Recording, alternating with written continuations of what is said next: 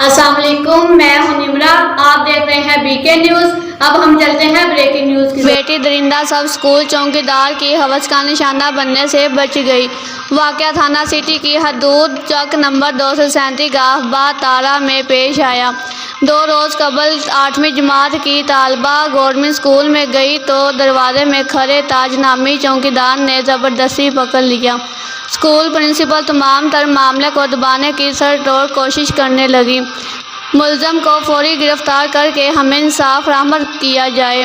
اگر ہمیں انصاف نہ ملا تو ہم تھانے کے سامنے خود کو آگ لگا لیں گے: متاثرہ والدین۔ اور میں 8 کلاس میں پڑھتی ہوں۔ میں دکان سے انک لینے گئی اور واپس آئی اور انکل نے میرے ساتھ زبردستی کرنے کی کوشش کی اور وہ مجھے کمرے کی طرف لے جانے لگے تو میں بھاگ کر آئی اور میں نے شور مچایا اور میرا گھر اسکول کے ساتھ ہے اور میرے آگے ماما پاپا کھڑے ہوئے تھے۔ میری ماما اور پاپا میم کے گھر گئے اور انہوں نے ادھر سارا واقعہ بتایا۔